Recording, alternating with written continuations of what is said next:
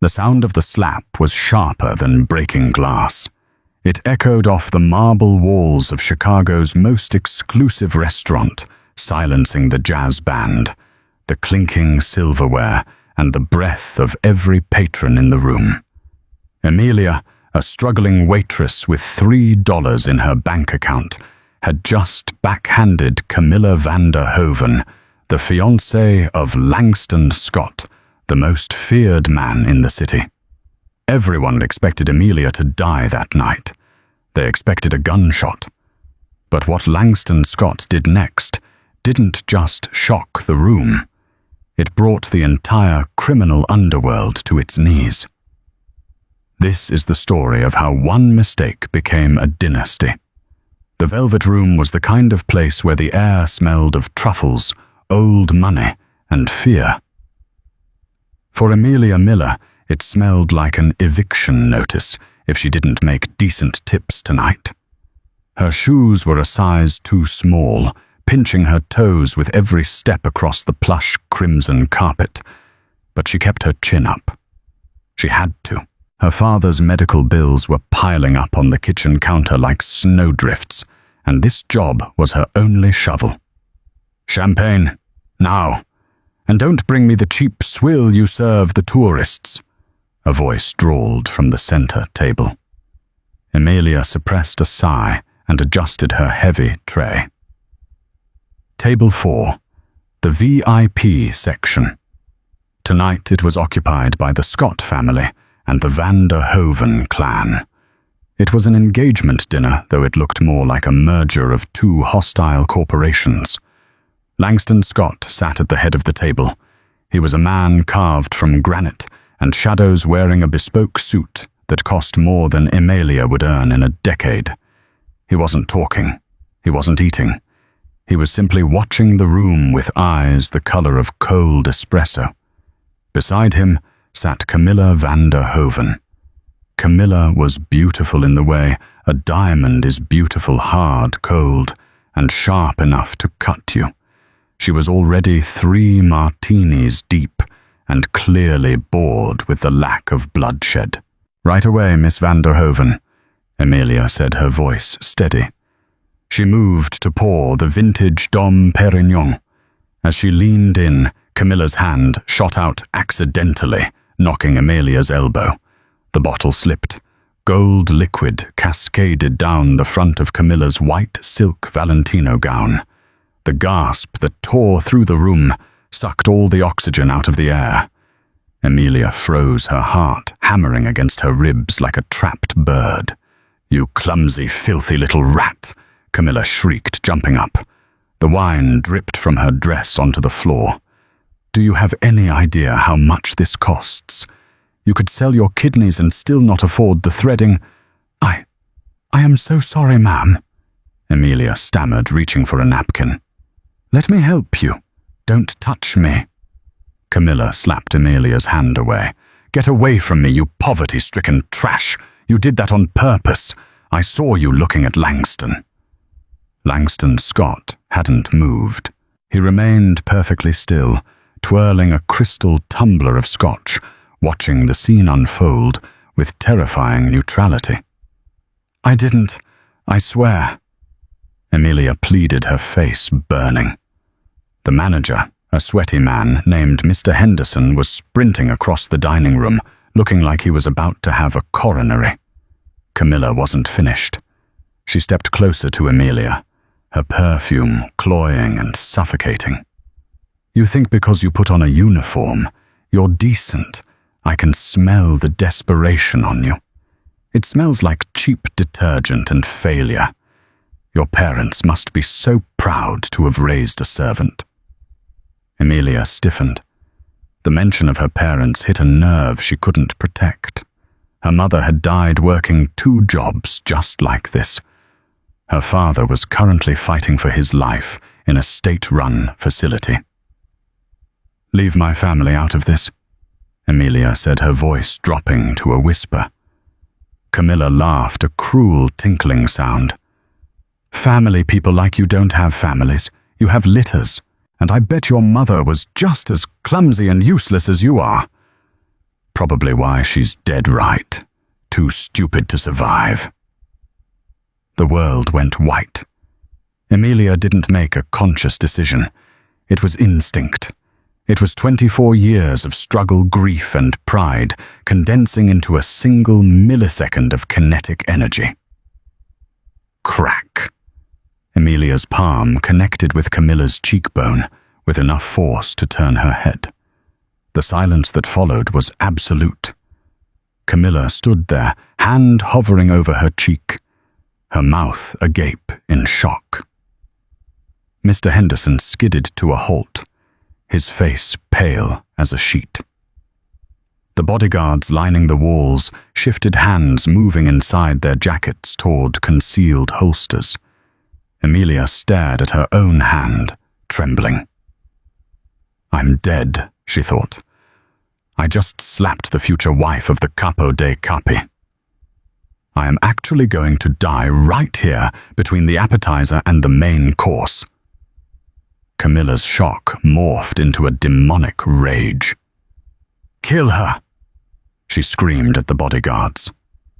Langston, she assaulted me. I want her gone. I want her dead. All eyes turned to Langston Scott. The boss slowly placed his glass on the table. The sound of the glass touching the wood was the only noise in the room. He stood up. He was taller than he looked, sitting down over 6'3", broad-shouldered, imposing.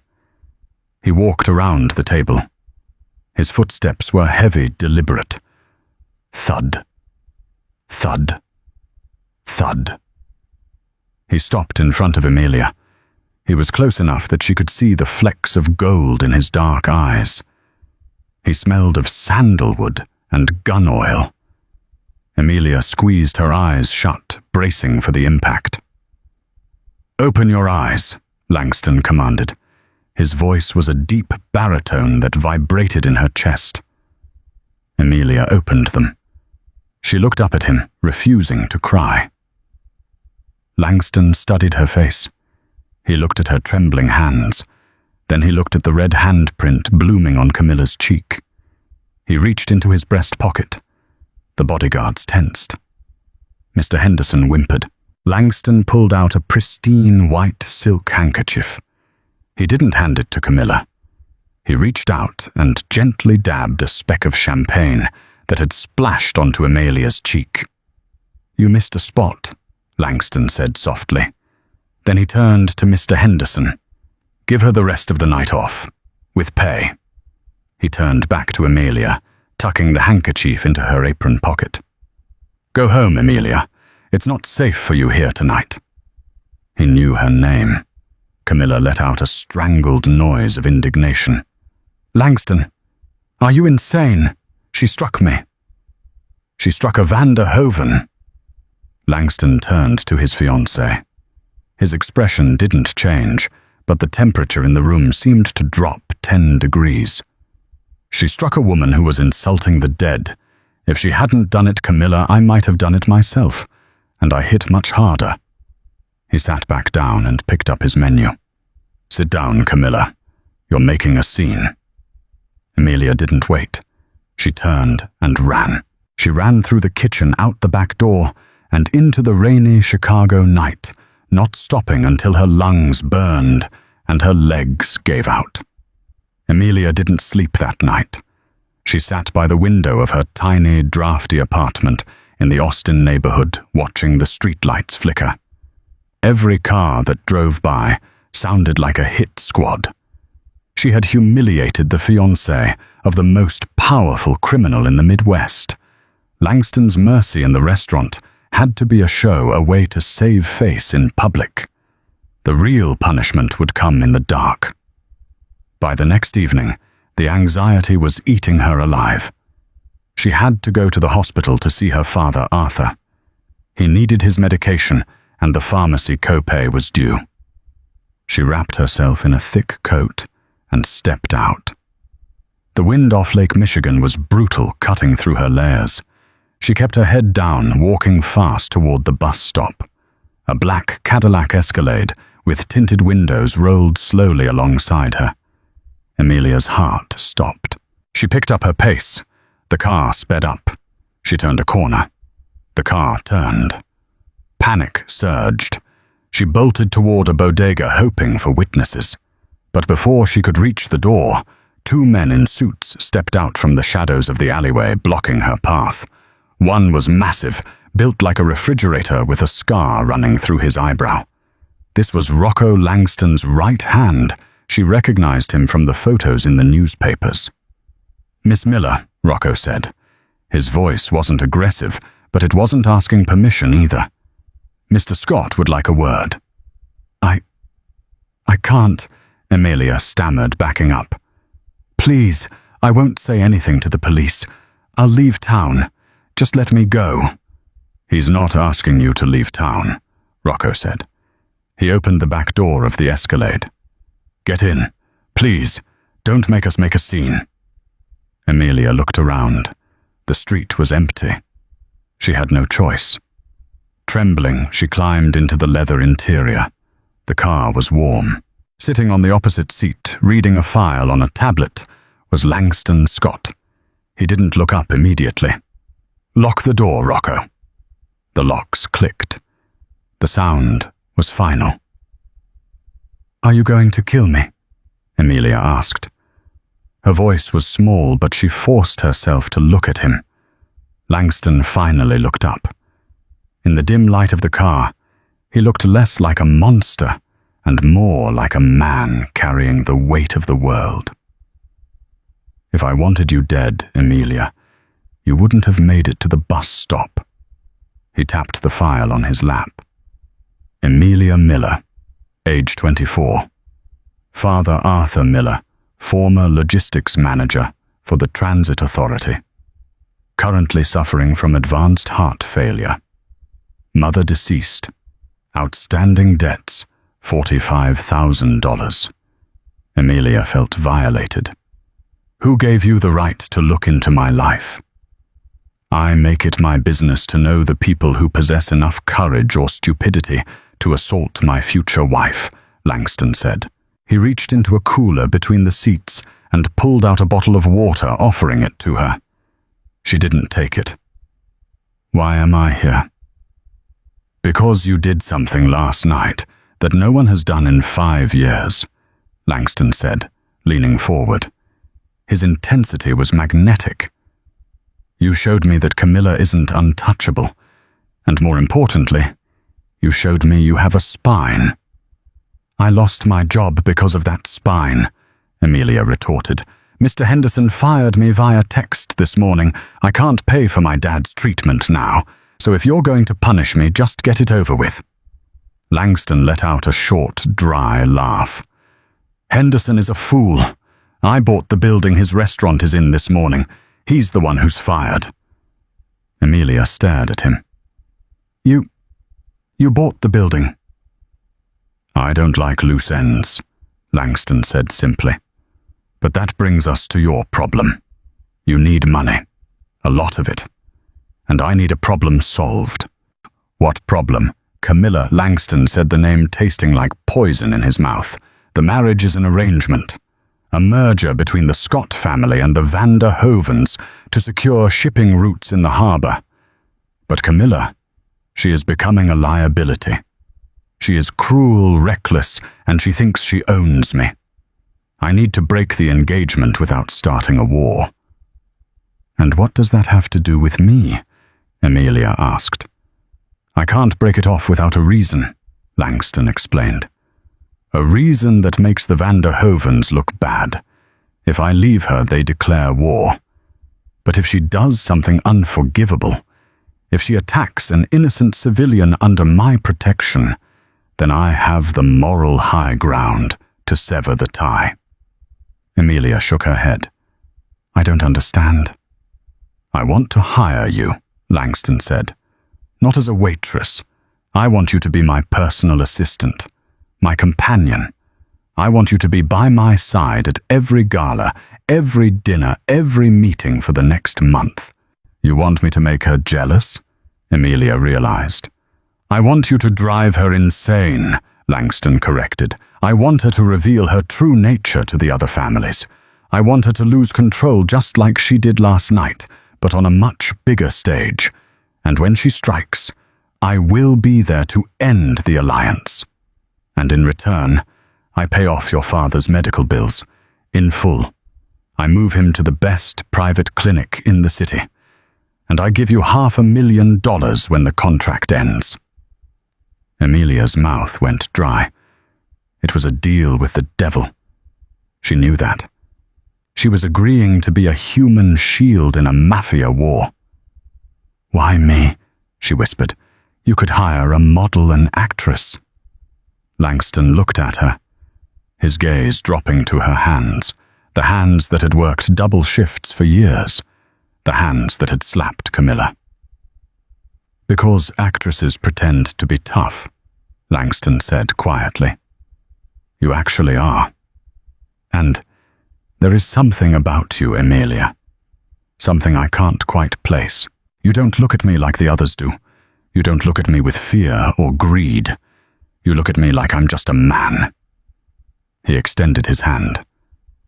"Do we have a deal?" Amelia thought of her father coughing in the cold apartment. She thought of the eviction notice. She thought of Camilla's sneering face. She took Langston's hand. His grip was warm and rough. "Deal," she said. Langston signaled the driver. "Good. Take us to the magnificent Mile Rocco. Miss Miller needs a new wardrobe. If she's going to start a war, she needs to be dressed for battle." The next 3 days were a blur of silk velvet and interrogation. Langston didn't just buy her clothes. He reconstructed her life. He moved her and her father into a secure penthouse in the Gold Coast district. He had a team of doctors evaluate Arthur, setting him up with treatments Amelia couldn't even pronounce. But the hardest part wasn't the lifestyle change. It was the training. Langston spent hours with her in his study, teaching her the intricacies of the Chicago families. "The O'Briens run the unions," Langston said, pointing to a chart. "They are loud but harmless if you pay them respect. The Chen Triad controls the electronics, but the Van der Hovens, they deal in vice. They are dirty. Camilla knows everyone's secrets." "So how do I handle her?" Amelia asked. She was wearing a new navy pantsuit, her hair styled in a sleek bob that made her cheekbones pop. "You don't fight her with insults," Langston said. "You fight her with silence. You fight her with grace. Nothing makes a woman like Camilla angrier than being ignored by someone she considers beneath her." Their first public appearance was set for Saturday night, the mayor's charity ball. It was the biggest event of the season. Camilla would be there. The night of the ball, Amelia stepped out of her room wearing a dress Langston had selected personally. It was emerald green, backless, fitting her like a second skin. It was modest, yet devastatingly sexy. Langston was waiting in the foyer. He was adjusting his cufflinks. When he heard her heels on the marble, he turned around. He stopped. His hands fell to his sides. For a moment, the mask of the Mafia Don slipped. He looked struck. "You look..." He cleared his throat, regaining his composure. "You look dangerous, Amelia." "Is that a compliment?" she asked, a nervous smile playing on her lips. "In my world," Langston said, offering her his arm, "it is the highest compliment there is." The ride to the venue was silent, but the air between them crackled with electricity. Amelia realized with a jolt that she wasn't just afraid of the danger anymore. She was afraid of how safe she felt, sitting next to a killer. They arrived at the Grand Hotel. The paparazzi cameras flashed like lightning storms. Langston placed a protective hand on the small of her back, guiding her through the chaos.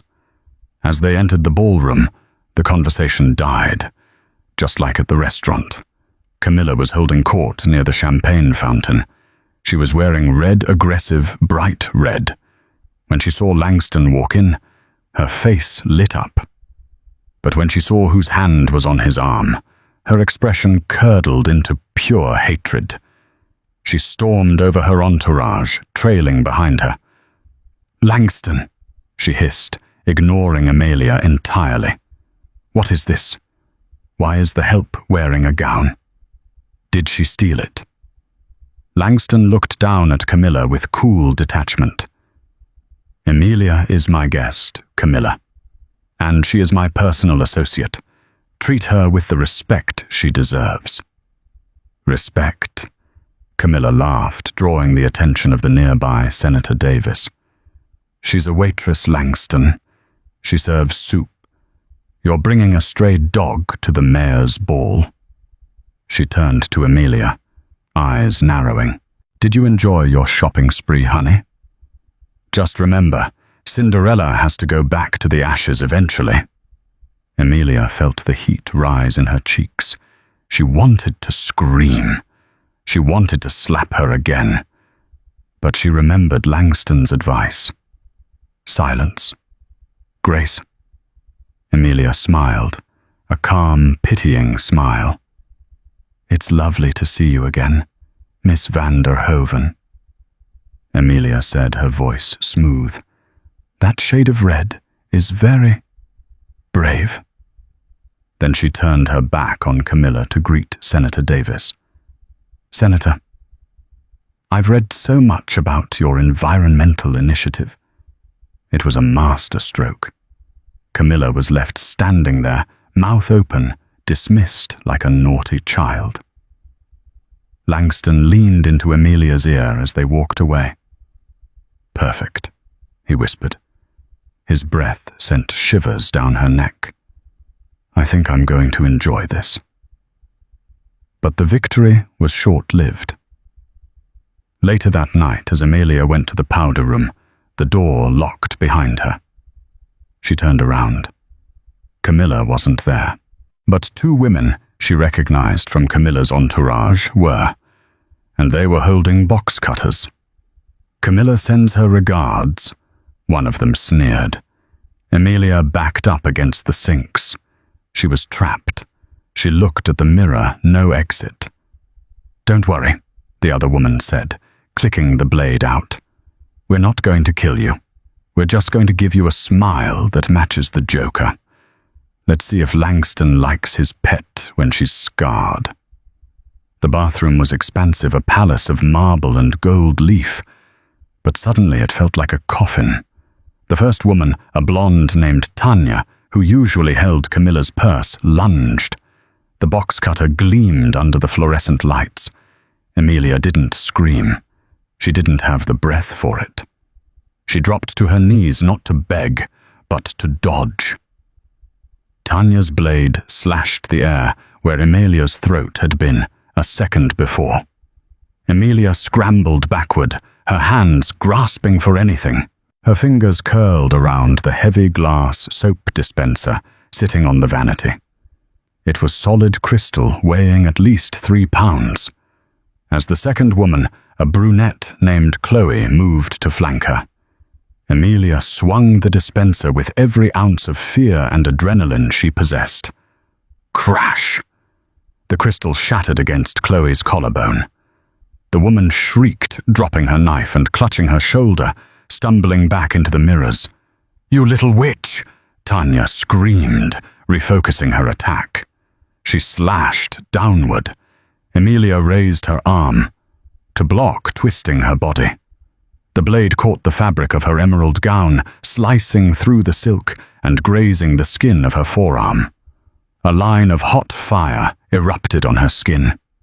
Amelia kicked out her heel, connecting with Tanya's knee. It wasn't a martial arts kick. It was a desperate street brawl scramble. Tanya buckled. Amelia saw her chance. She scrambled toward the door, pounding on the heavy wood. "Help! Fire! Help!" Tanya grabbed Amelia's ankle, dragging her back across the wet tiles. Amelia clawed at the floor, her fingernails breaking. She turned onto her back, kicking wildly as Tanya raised the blade for a finishing strike. Boom! The bathroom door didn't just open, it exploded inward. The The lock shattered, sending splinters flying. Rocco filled the doorway, his gun drawn, but he wasn't the first one in. Langston Scott stepped over the threshold. He took in the scene in a single millisecond. The shattered glass, the blood dripping from Amelia's arm, the woman standing over her with a weapon. Langston didn't yell. He didn't speak. He moved with the terrifying speed of a viper. He crossed the room in 2 strides, grabbing Tanya's wrist, the one holding the blade. There was a sickening crunch as he twisted it. Tanya screamed, the knife clattering to the floor. Langston shoved her aside as if she were a piece of furniture, sending her crashing into the stalls.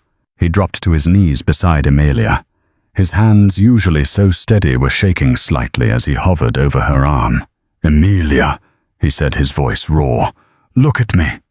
Amelia was hyperventilating, the adrenaline crash hitting her all at once. I fought back. I didn't let them." "I know," Langston said, ripping off his silk pocket square to bind her wound. The white cloth turned red instantly. "Rocco." "Boss," Rocco answered, keeping his gun trained on the 2 terrifyingly silent women in the corner. "Wrap them up." Langston ordered, his voice devoid of humanity. "Put them in the trunk. I want to know who gave the order, although we already know the answer. And make sure no one in the ballroom sees them leave." Langston scooped Amelia up into his arms. She tried to protest. "I can walk." "Not tonight, you can't," he muttered, carrying her out of the bathroom. They moved through the service corridors, bypassing the gala entirely. The hotel staff flattened themselves against the walls, averting their eyes. They knew better than to witness a Scott in a rage. As they burst out into the cool night air of the loading dock, the black SUV was waiting.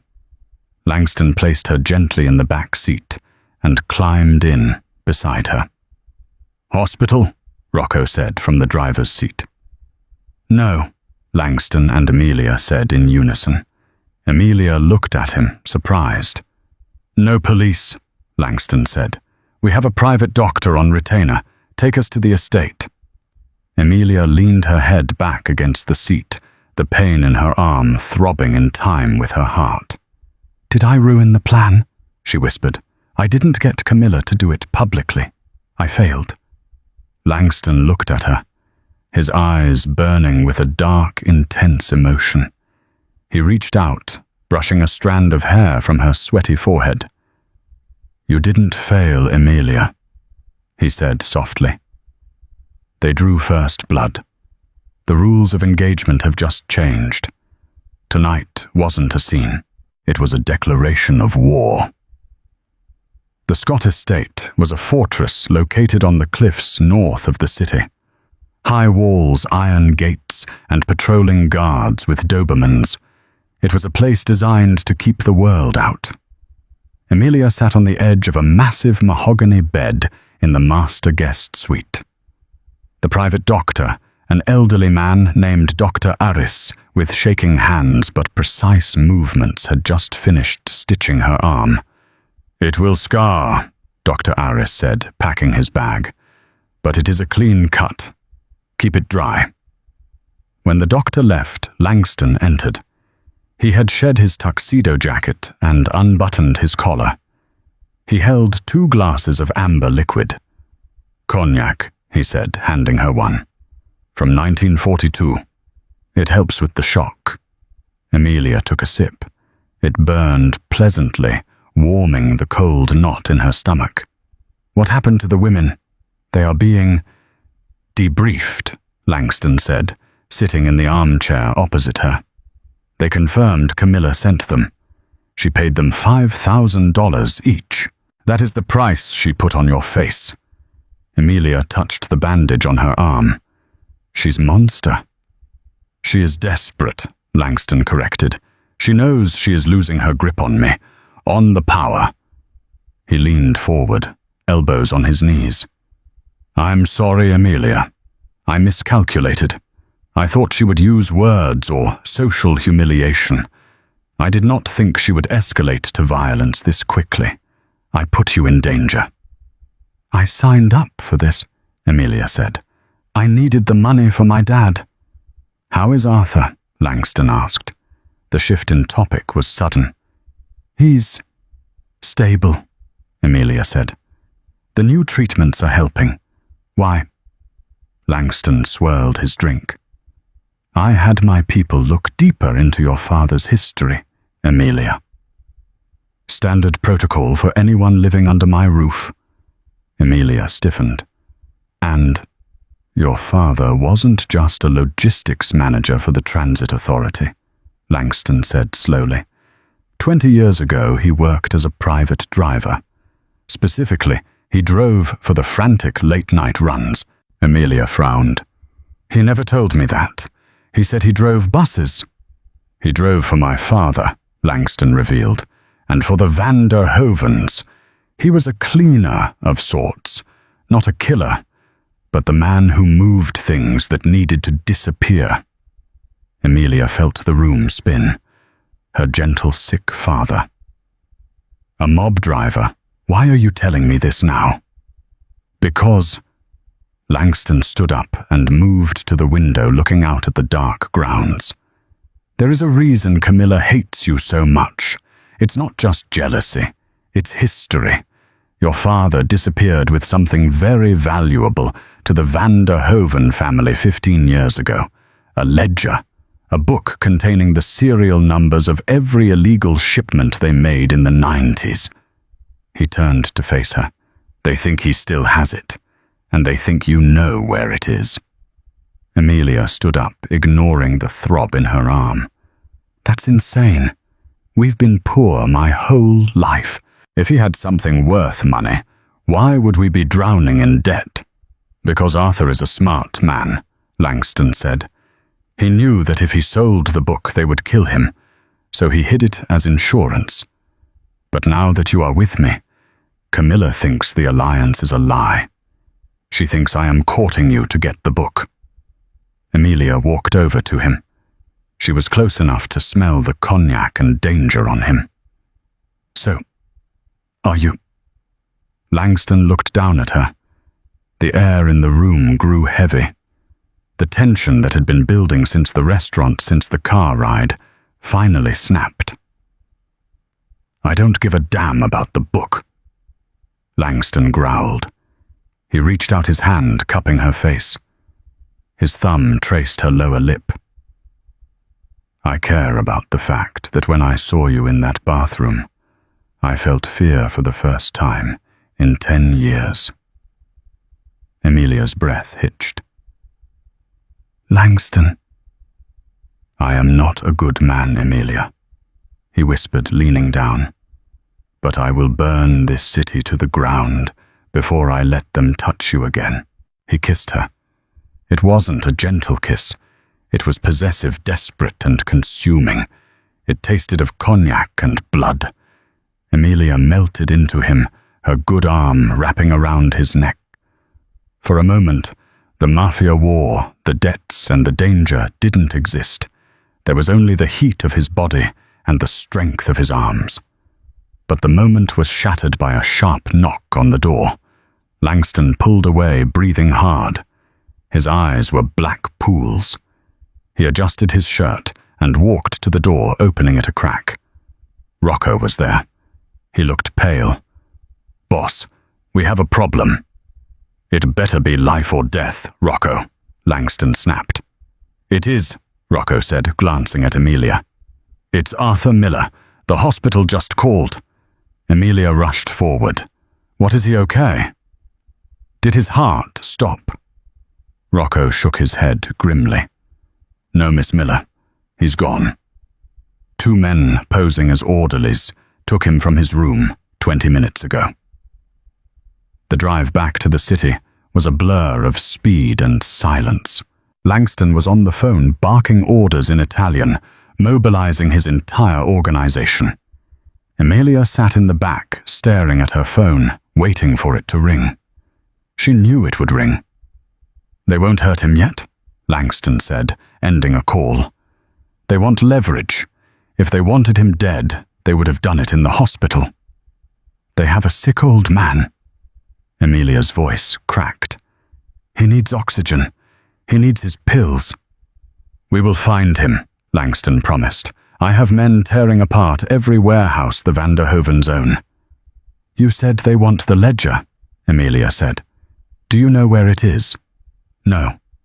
Only your father knows. Amelia's phone rang. The screen displayed a blocked number. Langston signaled her to answer and put it on speaker. The interior of the SUV went silent. Hello, Amelia said, her voice trembling. Hello, darling. It was Camilla. Her voice was smooth like velvet over barbed wire. I hope you enjoyed your little slumber party with my fiancé. Where is my father? Amelia screamed. He's comfortable. For now, Camilla said. He's actually quite chatty once we took away his oxygen for a minute or two. Langston's jaw tightened so hard, a vein popped in his temple. What do you want? Amelia asked. I want what was stolen from my family, Camilla hissed. Your rat of a father says he doesn't have it. He says he gave it to you before he got sick. He says it's in your old apartment under the floorboards. Amelia blinked. That's a lie. He never gave me anything. Is it? Camilla laughed. Well, you better go look, because you have 2 hours. Bring the ledger to the shipyard Pier 4. Come alone. If I see a single Scot soldier or if Langston is with you, I will push your father into the harbour. And in his condition, he won't last long in the freezing water. The line went dead. Amelia looked at Langston. I have to go to my apartment. It's a trap, Langston said immediately. Arthur didn't give you the book. He's lying to buy time. If you go to the pier, they will kill you both. I don't have a choice, Amelia yelled. He's my dad. We will do this my way, Langston said firmly. We go to your apartment. We check. Then we set up an ambush at the pier.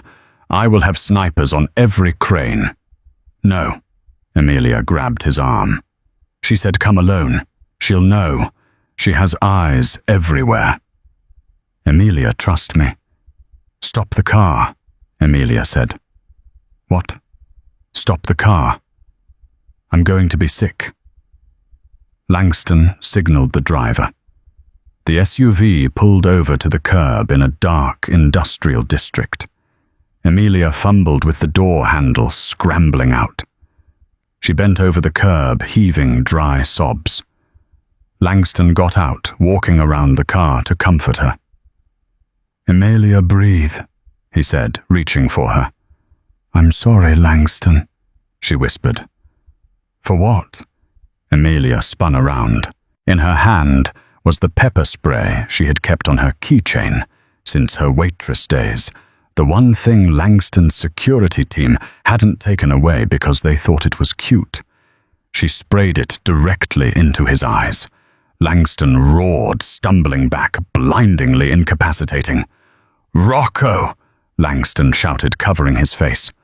Rocco jumped out of the driver's seat, but Amelia was already moving. She didn't run away. She jumped into the driver's seat of the idling SUV. She slammed the door and hit the lock. Rocco pounded on the window, his gun drawn, but hesitating to shoot the woman his boss was in love with. I can't let you get him killed, Amelia sobbed. She slammed her foot on the gas. The massive SUV squealed away, leaving Langston Scott, the most dangerous man in Chicago, blinded and stranded on a street corner. Amelia drove like a maniac toward her old apartment in Austin. Her mind was racing. Under the floorboards. Under the floorboards. She arrived at her crumbling building. She didn't have her keys, so she kicked the rotting wood of the door near the lock until it gave way. The apartment was cold and smelled of dust. She ran to her bedroom, the room she had grown up in. She tore up the rug. She pried at the loose floorboards she used to hide her diary in. Nothing. just dust and cockroach shells. "Think, Dad, think," she cried. She ran to the living room. Where did he sit? His old armchair. She flipped the chair over. She tore at the bottom fabric. There, taped to the springs of the chair, was a thick, oil-stained envelope. She ripped it open. Inside was a black notebook. He hadn't lied. He had been sitting on a death sentence for 15 years. Amelia grabbed the book and ran back to the stolen SUV. She had 40 minutes to get to the shipyard. As she merged onto the highway, her phone buzzed again. A text from Langston. "Don't do this. They will kill you. I am coming." Amelia threw the phone onto the passenger seat. She knew he was coming. That was why she had to be faster. She had to trade the book for her father and disappear before the war started. She pulled into the shipyard entrance. It was a maze of shipping containers and rusty machinery. The fog was rolling in off the lake. She saw a lone car parked under a flickering light at Pier 4. A silver Bentley. Camilla's car. Amelia grabbed the book. She took a deep breath. She stepped out of the SUV, holding the ledger high in the air. "I'm here!" she screamed into the darkness. "I have the book. Let him go." Two massive shapes stepped out from behind the Bentley. One of them was holding a wheelchair. In it, slumped over and looking terrifyingly pale, was her father. Camilla stepped out from the car. She was wearing a white fur coat, pristine against the grime of the docks. She held a cigarette in a long holder. "Punctuality is a virtue," Camilla purred. "Bring it here." "Let him go first," Amelia yelled. "Not how this works, sweetie." Camilla signaled the guard. The guard tilted the wheelchair toward the edge of the pier. The dark water churned 10 feet below. "Give me the book, or Arthur takes a swim." Amelia walked forward, her legs shaking.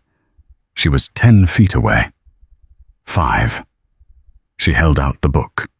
Camilla snatched it, her eyes gleaming with triumph. She flipped it open, checking the pages. "It's real," Camilla whispered. She closed the book and smiled, a genuine demonic smile. "Thank you, Amelia. You've been very helpful." "Now let him go," Amelia said. "Oh, I will," Camilla said. She nodded to the guard. "Dump him." "No!" Amelia screamed, lunging forward. But she was too late. The guard shoved the wheelchair.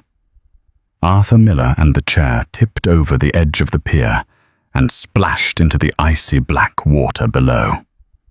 "Dad!" Amelia shrieked. She didn't think. She didn't hesitate. She dove off the pier, plunging into the freezing darkness after him. Above her on the pier, Camilla laughed. "Two birds, one stone. Let's go." But as Camilla turned to get back in her car, a spotlight blinded her. A deafening mechanical whir filled the air. A helicopter rose from the other side of the shipping containers, hovering just above the water. And on the side of the chopper, leaning out with an assault rifle, was Langston Scott. The impact with the water was like hitting a wall of concrete. The shock was instantaneous and total, a freezing violence that punched the air from Amelia's lungs and replaced it with the crushing, icy weight of Lake Michigan. The world above the pier, the Bentley, the screaming woman vanished, replaced by a suffocating, murky blackness. Amelia kicked downward, fighting the buoyancy of her heavy winter coat. Her eyes burned as she forced them open in the dirty, churning water. It was pitch black, a void of silence and cold, but she saw the faint, ghostly glimmer of chrome sinking rapidly into the abyss. The wheelchair. Her father was strapped into it, a dead weight dragging him down into the silt.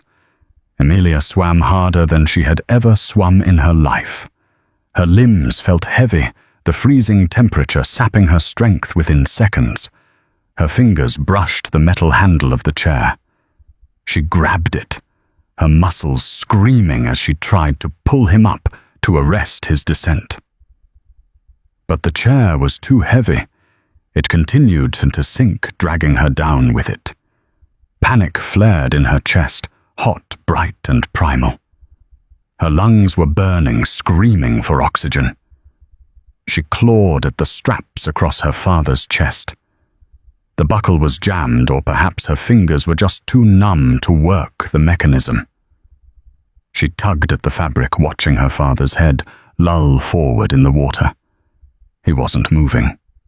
I can't die here, she thought, the darkness closing in around the edges of her vision. Not like this. Not letting him win. She prepared to scream, to expel her last breath in a futile effort when the water above her exploded. It wasn't a splash. It was a detonation of white foam and fury. Someone cut through the water like a torpedo. Strong hands grabbed her shoulders. She looked up through the sting of the lake water and saw him. Langston. He had jumped from the helicopter. In his suit, surrounded by the halo of the searchlight cutting through the depths, he looked less like a man, and more like an avenging angel descending into hell. He didn't look at her with fear. He looked at her with a determination that defied the laws of physics. He pushed Emilia toward the surface, a silent command to breathe, and then he pulled a combat knife from his belt. Without hesitation, he dove deeper past her toward the sinking figure of Arthur Miller. Emilia broke the surface, gasping, a wretched heaving sound tearing from her throat. The cold air felt like knives in her chest. "Get her," Rocco's voice boomed from the pier, loud and terrified. Ropes splashed down around her. Strong arms grabbed her jacket, hauling her up the ladder. She was dead weight, shivering uncontrollably, her teeth chattering so hard she thought they might crack. She collapsed onto the rough concrete of the pier, coughing up water, her body convulsing with the shock. "Dad," she wheezed, trying to crawl back to the edge. "Langston!" For 10 agonizing seconds, there was only the sound of the helicopter's rotors chopping the air and the lap of black water against the pilings. Then a gasp from the soldiers. Langston broke the surface. He was gasping for air, his hair plastered to his skull, one arm hooked tightly around Arthur's chest. "Pull them up now!" Rocco roared. 3 men jumped down to the lower ladder, grabbing Arthur and hauling the unconscious older man onto the dock. Langston pulled himself up last. He stood up slowly, water pouring from his ruined bespoke suit, pooling around his Italian leather shoes. He didn't shiver. The rage radiating off him seemed to evaporate the cold. Paramedic Scott's private team were already swarming Arthur, cutting away his wet clothes, pressing masks to his face. "He has a pulse!" One shouted the words, cutting through the tension like a knife. "It's weak, but it's there. Get the oxygen." Emilia sobbed with relief, her forehead resting against the cold pavement. She tried to stand to go to them, but a hand landed on her shoulder. It was heavy, wet, and trembling. She looked up. Langston stood over her. His eyes were dark voids, devoid of humanity, fixed on something behind her. He squeezed her shoulder once, a silent promise of safety, and then turned toward the Bentley. Camilla van der Hoven was still there. She hadn't been able to leave. The helicopter had landed directly in the path of her car, the skids scraping the asphalt, blocking her exit. A dozen Scott soldiers surrounded her, their guns drawn, their faces impassive masks of death. Camilla stood by the hood of her silver car, clutching the black ledger to her chest as if it were a holy relic. Her face was pale, her makeup running in dark streaks. The arrogance was gone, replaced by the frenetic terror of a trapped animal. Langston walked toward her. Squelch. step. Squelch. He didn't run. He walked with the slow, inevitable momentum of a glacier carving into the sea. "Langston," Camilla stammered, backing up until her legs hit the bumper of her car. I was just... "You have to understand. You threw a cripple into the harbor," Langston said. His voice was terrifyingly calm, barely louder than a whisper, yet it carried over the roar of the helicopter. "You tried to kill the woman I love." Camilla flinched, as if he had struck her. "She's a waitress," she shrieked, her voice cracking. She held up the ledger, thrusting it toward him like a shield. "She's nothing. Look, I got the book. I did it for us. For the merger. For our empire." Langston stopped 2 feet from her. The water dripping from his cuffs stained the pavement. He looked at the ledger, the object that had caused 15 years of fear for Arthur, the object that had almost cost Emilia her life. Then he looked at Camilla's face. "There is no empire," Langston said. "Not for you." He reached out and snatched the book from her hands. He didn't even look inside. He didn't check the serial numbers. He didn't verify the blackmail. He simply turned and handed it to Rocco, who had just walked up with a lighter in his hand. "Burn it," Langston ordered. Camilla gasped, her eyes widening in disbelief. "What, are you insane? That's millions of dollars of leverage. That's the history of my family. You can control the entire shipping industry with that." Rocco flicked the lighter. The flame caught the oil-stained pages. He dropped the burning book into a metal trash drum nearby. "I don't need a damp book to destroy your family, Camilla," Langston said softly, watching the flames rise. "I own the judges. I own the ports. And as of 10 minutes ago, while you were busy trying to murder an old man, my associates seized control of your father's warehouses. Your captains have flipped. Your assets are frozen." Camilla's knees gave out. She slid down against the grill of her car, her white fur coat beering with the grime of the docks. "You can't. We had a deal, our fathers." "The deal was marriage," Langston said, leaning down so his face was inches from hers. His eyes were hold enough to freeze the lake over again. "But I don't marry murderers, and I certainly don't marry trash." He stood up, wiping his hands as if he had touched something filthy. He turned his back on her. "Rocco, call the police." The silence that followed was absolute. Even the soldiers looked surprised. "The police!" Camilla laughed hysterically, a jagged, broken sound. "Since when do you call the cops, Langston? You're the capo.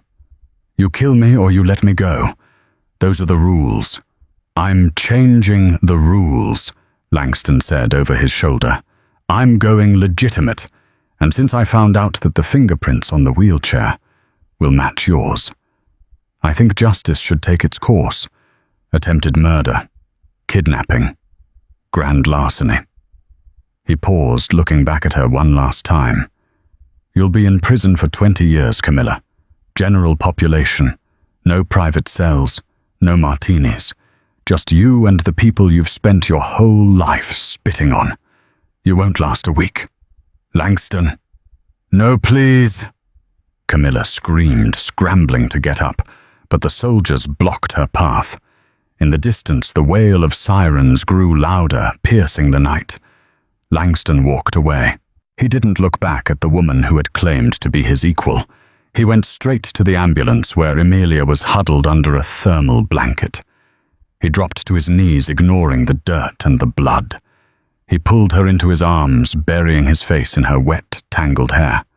The tension that had held him upright seemed to snap, and he shuddered against her. "I thought I lost you," he whispered, his voice breaking raw with an emotion he had never allowed himself to feel before. "I saw you go under, and the world just stopped. You came, Emilia cried, clutching his sodden lapels, pulling him closer. You came for me. Always. Langston vowed, pulling back to look at her face, tracing the line of her jaw, with a thumb that still trembled. From now on, Emilia, I am never letting you go. No more contracts, no more fake engagements. You are mine, and I am yours. 3 months later. The Velvet Room was reopened, but it was unrecognizable. The stiff, oppressive atmosphere of old money and fear was gone, replaced by warm, golden lighting and the soft hum of a live jazz trio playing a slow ballad. The heavy velvet curtains were pulled back, letting the city lights of Chicago shine in. Tonight, however, the restaurant was empty. The "Closed for private event" sign hung on the door. Emilia sat at the best table in the house, table 4. But she wasn't wearing a polyester apron. She was wearing a dress made of white silk that shimmered like moonlight, custom-fitted to perfection. Her father Arthur sat nearby in a new top-of-the-line motorized wheelchair. He looked healthier than he had in years, his cheeks possessing a rosy hue. He was sipping sparkling cider and chatting animatedly with Rocco, who was nodding along to Arthur's stories about the 80s with genuine interest. The kitchen doors swung open. Langston Scott walked out. He wasn't wearing a tuxedo, and he certainly wasn't wearing an apron. He wore a simple, elegant black button-down sleeves, rolled up to reveal his forearms. He was holding a silver tray. He walked over to table 4 with a grace that made Emilia's heart skip a beat. He placed a bottle of vintage Dom Perignon in front of her. "Champagne, ma'am?" he asked, a playful, devilish smirk dancing on his lips. "And I promise not to spill it."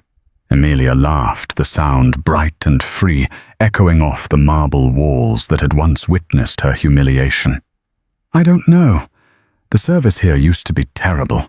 I heard the last waitress slapped a customer." "She did," Langston said, his eyes crinkling at the corners.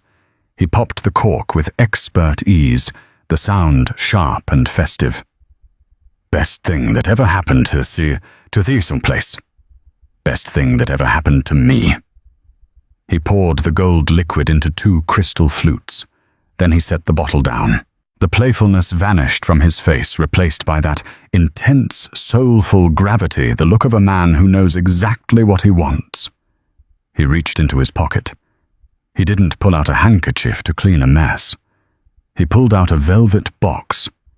Emilia's breath hitched. Arthur stopped talking to Rocco. The jazz band seemed to fade into the background. Langston got down on one knee. "Emilia Miller," Langston said, his voice thick with emotion. "You walked into my life and broke every rule I had. You stood up to me when generals and killers were too afraid to speak. You taught me that power isn't about fear. It's about protecting the people you love. You didn't just save your father that night on the pier. You saved me." He opened the box. Inside sat a diamond so large and flawless, it seemed to capture every photon of light in the room, refracting it into 1,000 rainbows. "I don't want a fake fiancée," he said softly, taking her hand. He turned it over, kissing the faint white scar on her forearm, her battle wound. "I want a partner. I want a wife. I want the Queen of Chicago by my side, running this city the right way." Emilia looked at her father, who gave her a teary-eyed thumbs up. She looked at Rocco, who was grinning like a fool, and finally she looked at Langston, the monster who had become her man. "Yes," she whispered, tears spilling over. "Yes, Langston." He slid the ring onto her finger. It fit perfectly.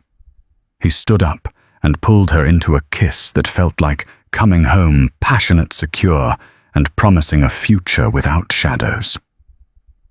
From the kitchen, the staff, the chefs, the busboys, The new manager erupted into applause. Outside, the first snow of the season began to fall on Chicago, covering the grime, the blood, and the history in a blanket of pure, pristine white. The war was over. The waitress had won. And the boss had finally found the one thing he couldn't buy, steal, or command a heart. And that, my friends, is the story of Emilia and Langston. From a slap in a crowded restaurant that nearly cost a life to a rescue in the freezing harbor that saved a soul. They proved that true power doesn't come from fear. It comes from loyalty. Camilla van der Hoven learned the hard way that you never judge someone by their uniform, and you never ever touch what belongs to the boss. I want to hear from you. Did Camilla deserve prison, or should Langston have exacted a darker, more traditional mafia revenge? And honestly ask yourself, would you have the courage to slap a Don's fiancée to defend your family? Let me know your thoughts in the comments below. If this story kept you on the edge of your seat, please hit that like button. It really helps the channel grow. And don't forget to subscribe and ring the notification bell so you never miss another twisted romance story. Thanks for watching.